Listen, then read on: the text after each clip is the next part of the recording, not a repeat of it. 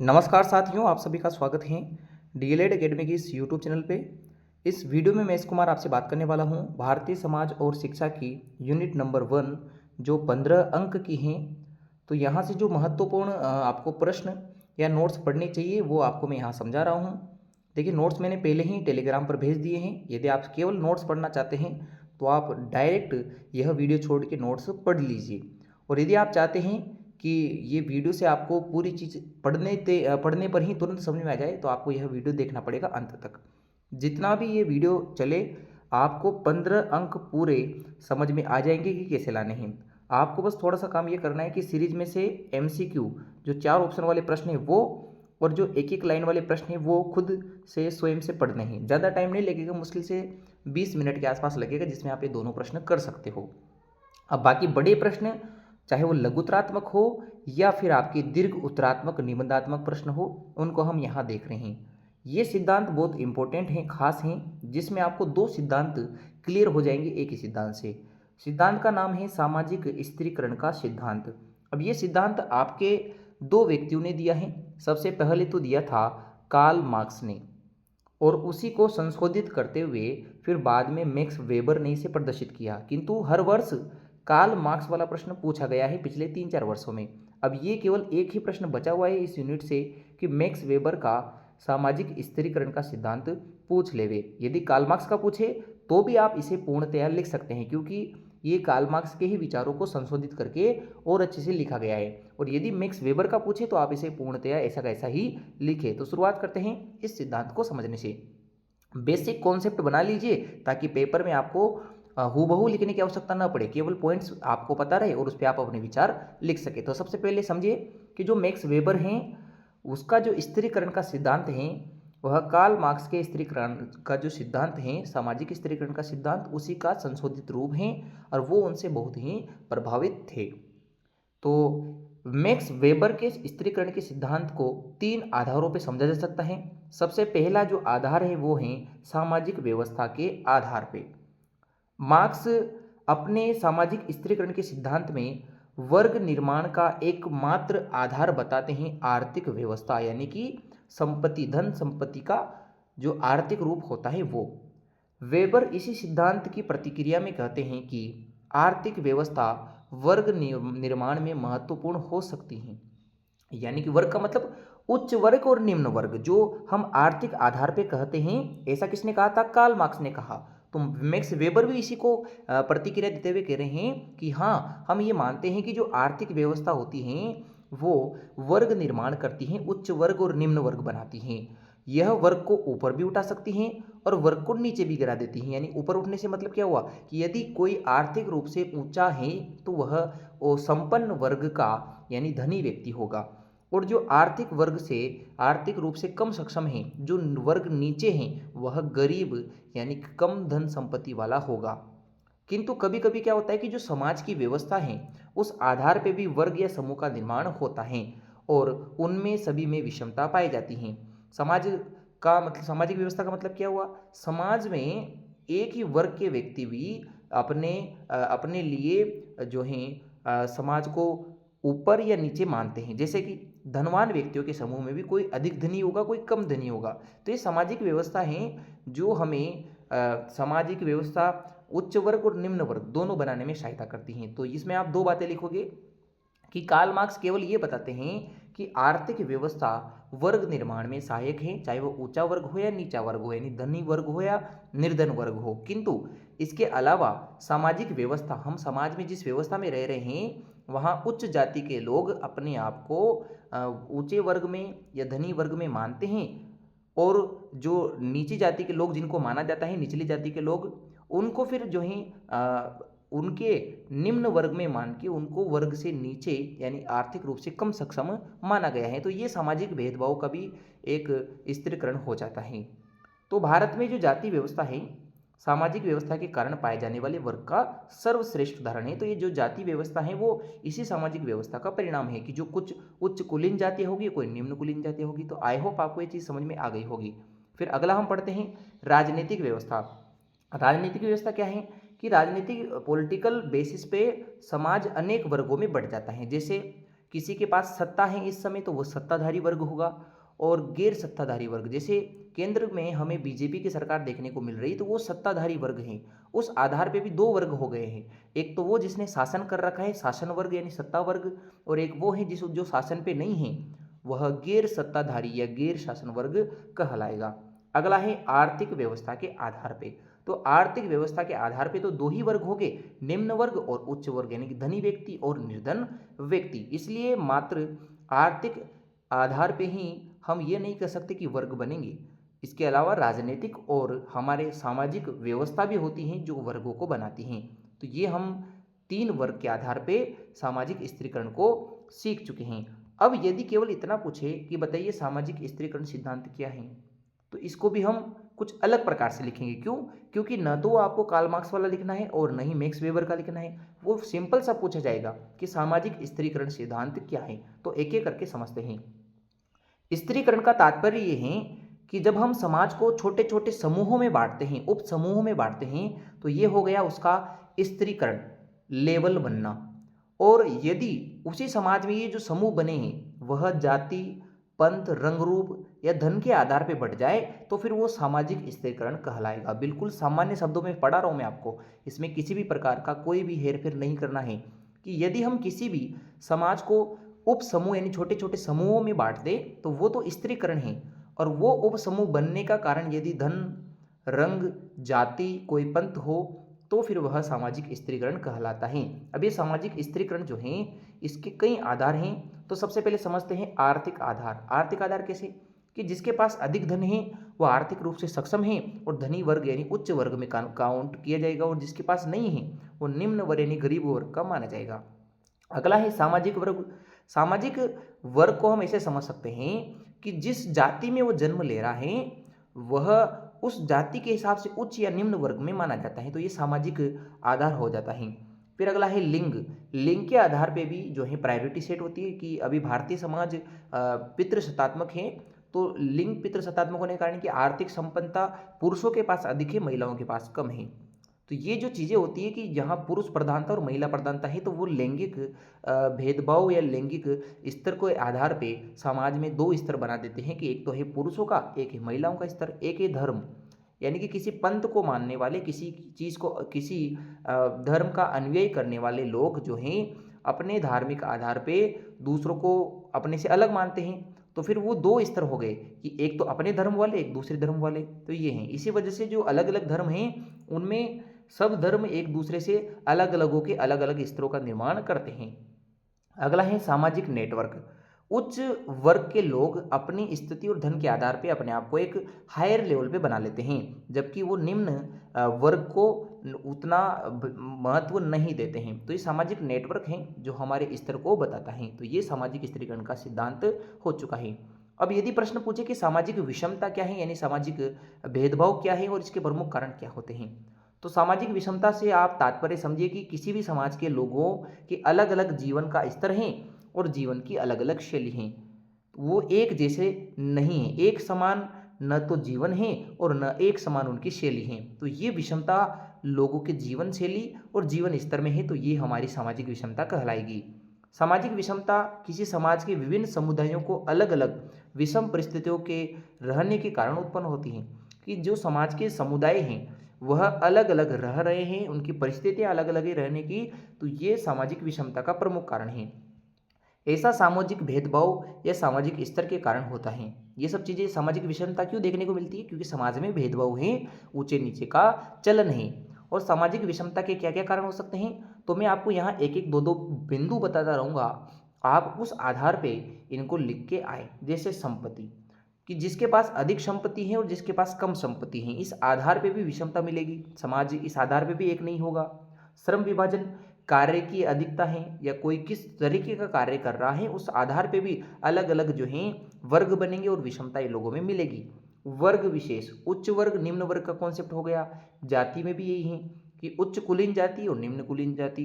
तो जो उच्च कुलीन जाति हैं वो श्रेष्ठ जीवन यापन के लिए चीज़ें या संसाधनों पर ज़्यादा हक रखती हैं, और जो निम्न वर्ग हैं उनका संसाधनों पे कम हक मिलेगा। धर्म के आधार पे लोग जो हैं विषमता रखते हैं कि ये हमारे धर्म का है तो इसको ज़्यादा बेनिफिट मिले और जो दूसरे धर्म का है उसको कम बेनिफिट मिले। अमीरी गरीबी यानी कि धन दौलत वाले व्यक्ति जो हैं गरीबों का जो है उपहास करे, ये चीज़ें हैं, वह सामाजिक विषमता है। हम इसको बहुत ही सामान्य उदाहरण से समझ सकते हैं। एक संपत्तिहीन निर्धन व्यक्ति हैं और एक धनवान धन से युक्त संपन्न व्यक्ति हैं कि दोनों की जीवन शैली में अंतर है। यहाँ हमें सामाजिक विषमता समझ में आएगी और ये हमारे लिए सामाजिक विषमता है। आगे से समझे कि जैसे समुदायों का विभाजन सामाजिक विषमता को प्रकट कर रहा है। कैसे कि एक ब्राह्मण समुदाय का है और एक दलित समुदाय का है, दोनों का जीवन एक जैसा नहीं है, न दोनों में शिक्षा का स्तर एक जैसा है, न स्वास्थ्य का स्तर एक जैसा है। तो यहाँ सामाजिक विषमता देखने को मिल रही है। धर्म के आधार पर भी सामाजिक विषमता देखने को मिलती है। अलग अलग धर्मों के लोग अलग अलग जीवन शैली से आते हैं, तो यहाँ भी सामाजिक विषमता है। ऐसे ही सामाजिक विषमता के और भी कई कारण हो सकते हैं जो जीवन शैली और रहन सहन के तरीकों से जो है प्रभावित होते हैं। ये तो हो चुकी है सामाजिक विभिन्नता की बात। अब हम आ जाते हैं कि समाज क्या है। एक्चुअल में जो हम समाज लेके हमारे दिमाग में कॉन्सेप्ट है वो वैसा समाज नहीं है। समाज तो एक अमूर्त अवधारणा है जो केवल कल्पना मात्र है। बाकी जो हम समझते हैं उसको हम समाज नहीं कर सकते। देखिए कैसे हैं, जो सामान्य बोलचाल में समाज का प्रयोग हम करते हैं वो हम करते हैं व्यक्तियों के किसी समूह के लिए। जैसे कि ईसाई समाज कह दिया हमने, आर्य समाज कह दिया, ब्रह्म समाज कह दिया, कोई धर्म विशेष का समाज कह दिया, या वैश्य समाज कह दिया, या विद्यार्थी समाज कह दिया, या बाल समाज कह दिया। किंतु ये उपयुक्त नहीं है, यानी कि सही प्रयोग नहीं है। इनमें से अधिकांश शब्द जिनके साथ समाज शब्द जोड़ दिया गया है वो न तो समाज हैं, वो समाज न होकर या तो वो कोई संप्रदाय है, या कोई वो वर्ण व्यवस्था से आया हुआ वर्ण है, या वो कोई समाज की एक श्रेणी है, या वो समाज का कोई एक समूह है छोटा सा, या विशिष्ट भाषा बोलने वाला कोई समूह है। इसको समझते हैं कैसे कि कोई व्यक्ति यह कहे कि वो ईसाई समाज का सदस्य है तो ये गलत होगा। क्यों? क्योंकि ईसाई समाज नहीं है, ईसाई तो एक संप्रदाय है जिसमें अनुपालना होती है कि एक संप्रदाय वो है जहाँ व्यक्ति किसी चीज़ की अनुपालना करते हुए एक समान कार्यप्रणाली रखते हैं। ऐसे ही आर्य समाज को या ब्रह्म समाज को हम समाज न कहकर विशिष्ट धार्मिक संप्रदाय कहेंगे। वो भी एक धार्मिक संप्रदाय है, न कि कोई समाज। ऐसे ही अगर कोई व्यक्ति कहे कि मैं वैश्य समाज से हूँ तो वो वैश्य समाज से नहीं है, वह वैश्य वर्ण से है। क्योंकि हमारी जाति व्यवस्था में क्षत्रिय, ब्राह्मण और वैश्य और शूद्र ये वर्ण माने जाते हैं, वो समाज नहीं है। ऐसे अगर कोई विद्यार्थी आपस में समूह समूह बनाकर कहे कि हम समाज हैं तो वो समाज नहीं है, वो सामाजिक श्रेणी हैं जो विद्यार्थियों ने बनाई हैं। तो कुछ लोग समाज का प्रयोग व्यक्तियों के समूह के लिए या एक सीमित संस्था के लिए रूप में करते हैं, किंतु ये सही नहीं होता है क्योंकि यह परिभाषा उपयुक्त नहीं है। तो हम समाज कहें किसे? तो देखिए समाज क्या है। समाज शास्त्र क्या कहता है? समाज शास्त्र में व्यक्तियों के मध्य जो सामाजिक संबंध पाए जाते हैं उन संबंधों की जो व्यवस्था है वो व्यवस्था ही समाज कहलाती है। यानी व्यक्तियों का जो समूह होगा उस समूह के जो सामाजिक संबंध हैं और वो जो सामाजिक संबंध हैं उनकी जो व्यवस्था है वही व्यवस्था हमारा समाज कहलाती है। अब ये आपको समझना है कि समाज शास्त्र में समाज का मतलब व्यक्तियों का समूह नहीं होता है, बल्कि उनके बीच का जो संबंध है उस संबंध की व्यवस्था ही यह समाज होता है। अब समाज का महत्व क्या है? समाज व्यक्तियों के जीवन को आकार देता है। उनके बीच की जो अंतर क्रियाएं हैं, आपस में जो क्रियाएं करते हैं, चाहे वो वार्तालाप हो कुछ भी हो, विश्वास जो उनके बीच होता है और उनके लिए उनके बीच का जो व्यवहार है उनके लिए एक रूपरेखा तैयार करता है और उसकी भूमिका निभाता है। मानव अस्तित्व के लिए मूलभूत पहलू है समाज, क्योंकि अगर मनुष्य समाज में रह रहा है तो वह अपनी विभिन्न आवश्यकताओं की पूर्ति एक दूसरे के माध्यम से कर सकता है। तो समाज के महत्व ये हो जाते हैं। तो हमने समझ लिया है कि समाज क्या है, इसकी आवश्यकता है, इसका महत्व क्या है। तो ये प्रश्न हो चुका है। बढ़ते हैं अगले महत्वपूर्ण टॉपिक की ओर। हमारा अगला महत्वपूर्ण वर्ग है कि जो मैक्स वेबर ने सिद्धांत दिया था, उन्होंने समाज को पूंजीवादी होने के आधार पर कितने भागों में बांटा? तो उन्होंने कहा कि यह 4 भाग में होगा। कैसे? पहला है उच्च वर्ग। इसमें वे लोग आएंगे जो किसी संपत्ति पे स्वामित्व या अधिकार रखते हैं, तो वह पूंजीवादी वर्ग कहलाएगा। अगला है सफेद पोष श्रमिक। सफेद पोष श्रमिक क्या होंगे? बौद्धिक श्रम करने वाले लोग जो अपनी बुद्धि का ज़्यादा प्रयोग करते हैं, जैसे कि प्रबंधक, मैनेजमेंट वाला, मैनेजर, प्रशासक, पेशेवर प्रोफेशनल जो व्यक्ति होते हैं, जैसे बैंक वगैरह सेक्टर में काम करते हैं, स्कूल वगैरह में जो हेडमास्टर होते हैं, ये हमारे सफ़ेद पोश श्रमिक कहलाते हैं, जो अपनी बौद्धिक क्षमता का प्रयोग करते हैं। अगला है लघु संपत्ति वाले, यानी कि गरीब नहीं है, लघु है यानी कम संपत्ति वाले लोग हैं, जो रोजगार में लगे रहते हैं, जैसे कि चाय चाय बेचने का कार्य कर रहे हैं, कोई दुकानदार हैं जो कोई दूसरा कार्य कर रहा है, तो दुकान वाले, छोटे व्यापारी हो गए, डॉक्टर हो गए, वकील हो गए, ये सब किस में आते हैं, आपके लघु संपत्ति वाले हैं। टीचर भी इसमें आएगा, हालांकि हेडमास्टर आपके सफेद पोस्ट में आएगा, क्योंकि हेडमास्टर प्रबंधक होता है स्कूल में। अगला है शारीरिक श्रमिक, यानी कि जो गरीब वर्ग का है, जो दिहाड़ी वेतन लेता है, डेली बेसिस पे जो कमा के खाते हैं, वो इसमें आते हैं, तो ये श्रमिक वर्ग कहलाएगा। तो हमने 4 वर्ग देख लिया है। उच्च वर्ग, जिनके पास संपत्ति का अधिकार है, बहुत ज़्यादा संपत्ति है। सफ़ेद पोस्ट, जो बौद्धिक संपदा का उपयोग करते हैं।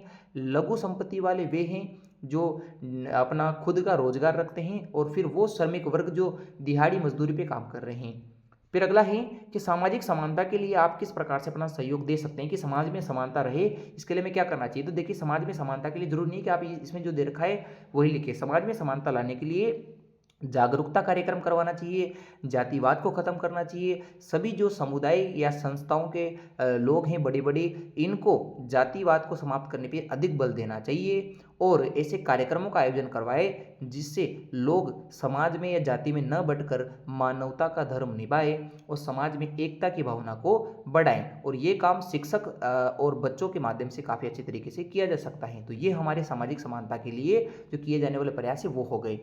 और यदि अगला प्रश्न ऐसे पूछे कि समाज में जो व्याप्त जाति हैं, लिंग हैं, उसके जो भेदभाव हो सकते हैं वो संवैधानिक उद्देश्यों की पूर्ति में जो होते हैं बाधा हैं। लिंग और जाति का जो भेदभाव होता है वो समाज जो है संवैधानिक उद्देश्यों की पूर्ति करने में बाधा होते हैं। तो इसमें शिक्षक किस प्रकार से उनको संवैधानिक उद्देश्यों की पूर्ति करने के लिए सही कर सकता है।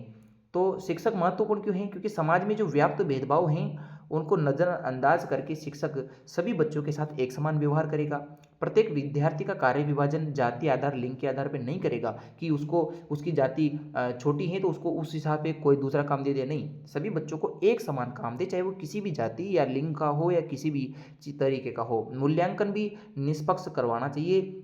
मूल्यांकन में भी भेदभाव न दे कि उच्च कुल वाले को ज़्यादा नंबर दे दिए या छोटी जाति का मान के किसी को कम नंबर दे दिए, ऐसा भी नहीं कर सकते। सभी में एकता की भावना जगाए कि हमें राष्ट्र के लिए काम करना है, मानवता के लिए काम करना है और सभी जो क्रियाएं होती हैं उनमें सक्रिय भागीदारी निभाने का अवसर समान रूप से सभी बच्चों को दे। तो ताकि महत्व विद्यार्थियों का हो, टीचर जो है अपने आप से उन बच्चों को जो है प्रेरित करे किसी भी चीज़ के लिए भागीदारी सुनिश्चित करने में। तो ये हमारे लैंगिक और जातिगत भेदभाव को कम करने में शिक्षक किस प्रकार से योगदान दे सकते हैं वो समझते हैं। अब समाज में कौन कौन से समुदायों के वर्ग के लोग हैं तो वो आप समझिए। समाज में कई सारे बच्चे हैं जो अलग समुदायों के हैं, जो छोटे वर्ग से आते हैं। तो ये समझिए कि एक पहला बच्चा वो है जो कृषक समुदाय से हैं, जो खेती करने वाले परिवार से हैं। तो ये खेती करते हैं, निराई गुड़ाई का कार्य करते हैं, कपास बीनते हैं। तो ये पशु सामान्यतः ये काम करने को, चारा काटने का कार्य, ऐसा काम करते हैं। तो स्कूल कम जाते हैं और घरेलू काम या कृषि के कार्य में ज़्यादा हाथ बटाते हैं। दूसरा है ईंट भट्टे पे मजदूरी करने वालों के बच्चे। तो ये जो बच्चे होते हैं वो चिकनी मिट्टी से ईंट बनाने में लगे रहते हैं और इनका कार्य भी क्या है कि माता पिता का आर्थिक सहयोग करें। आर्थिक सहयोग करने के चक्कर में ये पढ़ाई नहीं कर पाते हैं। दूसरा है घुमक्कड़ समुदाय के बच्चे। तो कालबेलिया जैसे जो परिवार होते हैं, रेबारी हो गया, रायका हो गया, ये घूम घूम कर क्षेत्र विशेष में जा जाके एक स्थान से दूसरे स्थान पर जाके कार्य करते हैं और अपनी वस्तुओं को जो उनके द्वारा निर्मित की गई उनको बेचते हैं और उस आधार पर कार्य करते हैं। तो ये घुमक्कड़ समुदायों का बचपन है कि यहाँ ये बचपन में बच्चों को जो है विभिन्न क्षेत्रों को घूमने का अवसर मिल जाता है और वहाँ की विभिन्न लोकल चीज़ें समझने का मौका मिलता है और अपने माता पिता के जैसे ही वो काम करते हैं और चीज़ों को वैसा ही करते हैं जैसे उनके माता पिता करें, उनको बेच बेच कर अपना आर्थिक गुजारा करते हैं। फिर हैं गोडालिया लुहार समुदाय का बचपन। जो लुहार समुदाय के जो बच्चे होते हैं वो बचपन से ही लोहे की वस्तु बनाने और उनको बनते हुए देखने में एक्सपर्ट है। तो धीरे धीरे करके उनमें कार्यकुशलता अधिक आ जाती है और वो जो है अच्छी चीज़ों बनाना सीख जाते हैं। जैसे बैलगाड़ी में जो होता है, बैलगाड़ी निर्माण कर देंगे। कुदाड़ी हो गई जो अपने खेत खोदने में काम आती है। तो ये जो चीज़ें हैं वो ये लोग अच्छे प्रकार से बना पाते हैं। तो ये इनके बच्चों का जीवन होता है। ये औपचारिक शिक्षा नहीं ले पाते हैं, किंतु अनौपचारिक जो शिक्षा है, जो घर माहौल में इनको समाज से, अपने परिवार से सीखने को मिलती है, वो समझ में इनको आ जाती हैं और पुश्तैनी जीवन ही जीना पसंद करते हैं। यानी कि जो जिनके माता पिता ने जो जीवन जिया है वो वैसा ही जीवन यह जीते हैं। आजकल कुछ इनमें से परिवार जो है खेती करना भी शुरू कर चुके हैं, किंतु अभी भी उतनी इनमें जागरूकता नहीं है। अगला है भाट कठपुतली बनाने वाले बच्चों का बचपन। राजस्थान में ये भाट कलाकार जो हैं कठपुतली बनाने के लिए, गाने बजाने के लिए फेमस हैं और ये इनकी वंशावली जो हैं संजोने का भी काम करते हैं। वंशावली संजोने का मतलब क्या हुआ कि पीढ़ी दर पीढ़ी जो वंश परंपरा है उसको ये अपने यहाँ लिख रहे हैं और सभी की 20 पीढ़ी, 30 पीढ़ी, 50 पीढ़ी तक का इनके पास रिकॉर्ड रहता है। और कठपुतली बनाने वाले जो बच्चे हैं वो भी एक स्थान से दूसरे स्थान पर जाते हैं, कठपुतलियाँ जो बनाते हैं उनको बेचते हैं, अपने कार्यक्रम प्रदर्शित करते हैं। तो ये कठपुतली नृत्य, गीत, संगीत आदि को प्रस्तुत करके अपना आर्थिक गुजारा करते हैं। और ये जो आजकल जो बालक हैं वो इनमें रुचि नहीं लेते हैं। आजकल के जो बच्चे हैं वो तो वैसे भी देखना पसंद नहीं करते, क्योंकि यूट्यूब का ज़माना है, मोबाइल फ़ोन का ज़माना है, तो अब इन चीज़ों का प्रचलन थोड़ा कम हो चुका है। इनको भी औपचारिक शिक्षा नहीं मिलती है और ये जो अनौपचारिक शिक्षा है, ये थोड़ा बहुत जो इनके पास टैलेंट है, जैसे ढोल बजाने का, कठपुतली नृत्य करवाने का, वो इनके पारंपरिक हैं कि इनके माता पिता से इनको मिला मिला जो है वैसा है। अंतिम है शहरों के कामकाजी बच्चे, जो किसी होटल पे लगे हुए हैं या जो कहीं कार्य कर रहे हैं, क्योंकि उनके परिवार की आर्थिक स्थिति ठीक नहीं है, तो फिर वो ऐसे बच्चे आते हैं शहरों में कामकाजी, जो अपना दैनिक गुजारा चलाने के लिए किसी जगह कम पैसों में भी बाल श्रमिक बन के काम कर रहे हैं। और महिलाएं और बच्चे भी इनमें पीछे नहीं हैं, लड़कियां भी इसमें खूब कामों में लगी रहती हैं, क्योंकि पेट पालना है तो पेट के लिए उनको काम करना ही पड़ता है। फिर आ जाते हैं कि राजस्थान प्रदेश की विविधता के बारे में कुछ उदाहरणों से समझाइए। राजस्थान में विविधता कैसे हैं? देखिए, राजस्थान में विविधता के कई सारे कारण हैं। पहला तो है भौगोलिक कारण कि हमारा राजस्थान अलग अलग भौगोलिक संरचनाओं से बना हुआ है। कहीं अरावली की पहाड़ियाँ हैं, कहीं आपके विंध्याचल पर्वत का हिस्सा है जिसे हम हाड़ौती का पठार कहते हैं, आपके पूर्वी मैदान हैं, उत्तरी दक्षिणी पूर्वी मैदान जो बहुत ही उपजाऊ हैं, और एक तरफ पश्चिमी रेगिस्तान है जो जहाँ टेम्परेचर बहुत ज़्यादा है, जहाँ ज़मीन कम उपजाऊ है, पानी की कमी है। तो ये भौगोलिक क्षेत्र के आधार पर विविधता मिलती है कि लोगों का रहन सहन अलग मिलेगा, लोगों की भाषा अलग मिलेगी। इसके अलावा जो रहन सहने के अलावा इसके सांस्कृतिक जो तरीके हैं वो भी कम अलग अलग मिलेंगे। कहीं के गाने अलग हैं, कहीं के नृत्य अलग हैं। तो क्षेत्र विशेष भौगोलिक संरचना के कारण भी हर चीज़ में अंतर आ रहा है। बोली में अंतर आ रहा है, पानी में अंतर है, जो पानी पीते हैं वो पानी भी अलग अलग हैं। कि जैसे नागौर बेल्ट की तरफ देखें तो वहाँ पानी जो है लवणीय है, तो किस प्रकार का है, मीठा पानी कहाँ है। तो ये भौगोलिक संरचना के आधार पर रहन सहन के तरीके, पहनने के तरीके, बोलचाल के तरीके, कल्चरल जो एक्टिविटी होती है, सांस्कृतिक कार्यक्रम, उनमें सब में अंतर आता है। दूसरा है सांस्कृतिक परिवर्तन। सांस्कृतिक परिवर्तन ये है कि क्षेत्र विशेष अपनी एक अलग बोली या भाषा को रखता है और अपने अलग अलग विश्वास या मत के अनुसार चलता है। तो ये संस्कृति और धर्म, ये सभी जो हैं भौगोलिक विविधता है राजस्थान में और सांस्कृतिक विविधता है, जिसके कारण राजस्थान के लोग एक राज्य में होते हुए भी अलग अलग रूप से देखने को मिलते हैं। फिर है हमारा अगला प्रश्न कि जो घुमक्कड़ समुदाय होते हैं इनके बच्चों का जीवन कैसा होता है। तो आपको मैंने अभी ऊपर बताया था कि जो घुमक्कड़ समुदाय हैं इनके लोगों का क्या है, जैसे गोडाले लोहार हैं, भाट परिवार है, तो इनके बारे में आप बना के लिख सकते हो। वही प्रश्न है बिल्कुल, इसमें आपको कोई अलग से लिखना नहीं है। अगला है बचपन को प्रभावित करने वाले कारक लिखिए। तो बचपन को प्रभावित करने वाले सबसे पहले कारक तो है उसका परिवार। परिवार के अंदर जो माता पिता हैं उनकी अगर आर्थिक स्थिति और सामाजिक स्थिति अच्छी है तो बच्चे का बचपन एक काफ़ी अच्छे प्रकार से गुजरेगा, अन्यथा वह बचपन में भी स्ट्रगल करेगा, यानी उसको बचपन में भी बाधाएं देखने को मिलेगी। माता पिता का शिक्षित होना या अशिक्षित होना भी बच्चे के बचपन को प्रभावित करता है। अच्छे पढ़े लिखे माता पिता बच्चों को एक अच्छा भविष्य देने में सक्षम होते हैं। अन्यथा फिर क्या होता है कि जो अनपढ़ हैं माता पिता, हालांकि संस्कार तो वो अच्छे दे सकते हैं किंतु बच्चा कम शिक्षित रह जाता है। अगला है माता पिता की आर्थिक स्थिति अच्छी है तो रहन सहन का तरीका बच्चे को अच्छा मिल जाता है। आवश्यकता पड़ने पर उसको चिकित्सीय सुविधा भी मिल जाती है कि हाँ हॉस्पिटल की सुविधा अच्छी मिलेगी। नहीं, गरीब परिवारों में क्या होता है कि बच्चों को तो हॉस्पिटल की सुविधा तक भी अच्छे से नहीं मिल पाती हैं। और सौतेली माँ हैं या एकल परिवार हैं, वहाँ बच्चों को एकाकीपन यानी अकेलेपन में रहना पड़ता है और वहाँ संस्कार की भावनाएं भी कम देखने को मिलती हैं। अगला है परिवार में यदि बच्चे कम हैं तो बचपन अच्छा व्यतीत होता है, क्योंकि जितनी ज़्यादा आपकी संख्या बढ़ेगी परिवार में, उतना ही आर्थिक रूप से संपन्नता कम होती है, यानी कम बच्चों में आर्थिक जो वे हैं, खर्च जो है वो अच्छा किया जा सकता है। तो ये हैं कि कुछ कारक हैं जो बचपन को प्रभावित कर रहे हैं। अब बचपन पे संस्कृति का क्या प्रभाव पड़ता है वो समझते हैं। विश्व में सांस्कृतिक विविधताएं तो सब जगह हैं, यानी कि कल्चरल जो चीज़ें हैं वो सब जगह फैली हुई हैं और बालपन को ही प्रभावित करती है, यानी कि छोटे जो बच्चे हैं उसको शुरू से ही प्रभावित कर रही हैं। जैसे कोई एक व्यवहार किसी संस्कृति द्वारा तो स्वीकार्य है, किंतु वह व्यवहार किसी दूसरी संस्कृति को अस्वीकार है। यानी कि कोई ऐसी चीज़ है, कोई ऐसा कार्य है जो किसी एक कल्चर में तो एक्सेप्ट है, बट वही चीज़ दूसरे कल्चर में एक्सेप्ट नहीं हो सकती है। तो सांस्कृतिक विविधताएं तो है ही सही। अगला है कि बालक उसकी स्वयं की संस्कृति में उपस्थित भौतिक और सामाजिक परंपराओं को जो जीवन उसमें जीता है वैसा वह दूसरी परंपराओं में देखने को नहीं मिलता है, या देखने को मिले तो वैसा का वैसा नहीं मिलेगा। तो ये है कि उसका जो वातावरण है उसके बचपन को शुरू से ही प्रभावित करता है और ये उसकी संस्कृति को दर्शा रहा है। प्रत्येक संस्कृति अपने आप की अनूठी होती है, यानी कि वो अपने आप की एक विशिष्ट विशेषता रखती हैं। उसके अलग अलग तौर तरीके रीति रिवाज होंगे जो बचपन को शुरू से प्रभावित करते हैं और बचपन से ही उसको एक नई दिशा देते हैं। बालक द्वारा किया गया जो व्यवहार होता है, जो सोच होती है, जो क्रियाकलाप एक्टिविटीज़ की जाती है, जो रहन सहन का तरीका है, वह उसकी संस्कृति को ही बताता है। जैसे राजस्थान वालों की संस्कृति अलग मिलेगी तो आपको गुजरात वालों की संस्कृति अलग मिलेगी, तो उत्तर प्रदेश वालों की अलग मिलेगी, कश्मीर वालों की अलग मिलेगी, असम वालों की अलग मिलेगी, तमिल वालों की अलग मिलेगी। तो ये रहन सहन के तरीके, बोलने के जो अलग अलग वे हैं, ये जो चीज़ें हैं वो क्यों हो रही है, हमारे कल्चरल संस्कृति को बताने के लिए। हमारा कल्चर है कि अलग अलग हिसाब से अलग अलग परिवेश में चीज़ें हो रही हैं। तो ये है कि बालक जिस वातावरण में जन्म ले रहा है वहाँ की ही संस्कृति व कल्चर को सीखता है। औपचारिक शिक्षा अनौपचारिक शिक्षा में क्या अंतर है? तो समझिए, औपचारिक शिक्षा वो होती है जिसके लिए एक निश्चित स्थान पे निश्चित समय में निश्चित व्यक्तियों के पास जाना पड़ता है, वो तो औपचारिक शिक्षा है। जैसे विद्यालय हो गया, कॉलेज हो गया, या कोई सामाजिक ऐसी संस्था है जिसका एक समय फिक्स है, तो वो हमारी औपचारिक शिक्षा की संस्थाएं हैं। जबकि अनौपचारिक शिक्षा क्या है? समाज में किसी भी समय, परिवार में यहाँ जो शिक्षा ग्रहण की जाती है वह अनौपचारिक शिक्षा है, क्योंकि उसका न तो समय फिक्स है, न उसमें व्यक्ति फिक्स है कि कौन है, और उसमें प्रशिक्षण वगैरह देने वाले लेने वाले का पता नहीं रहता है। तो ये हमारे अनौपचारिक और औपचारिक शिक्षा में अंतर है।